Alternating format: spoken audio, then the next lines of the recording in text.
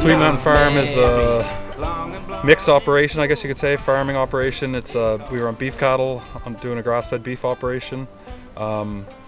We do maple syrup, and probably the biggest component to Sweet Mountain Farm is the forestry, or the lumber end of it, which is what we're doing today.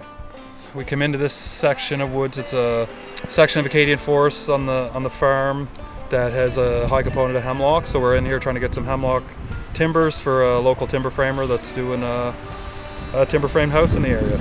So the way I select a specific tree to cut, we'll speak specifically of this hemlock stand that I'm in today. I look for trees that are at the end of their life cycle, and one of the things I look for is woodpeckers will start attacking the hemlocks specifically. I look for the crown growth, if the crown is thinning out and it's not a productive tree. And also you can tell just by the color and shape of the bark if it's a tree that's declining or if it's a tree that's growing. So I try to avoid taking trees that are growing really well, they're straight, clear, and that have the potential to make nice big sawlogs in the future.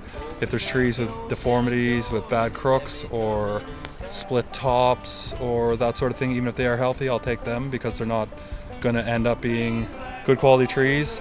Partly when I started Sweet Mountain Farm, it was more for the forestry aspect, and I came from a forestry background. I'm a forest technician. I went to the ranger school in Fredericton. I worked in the industry for probably over 10 years, and I was sick of the whole industry mindset that I was doing. I liken it more to mining than forestry, and I wanted to be able to take the skills that I learned in ranger school and in working in the woods and bring them back to the farm, because the farm wasn't being utilized at that time. So that was about 10 years ago.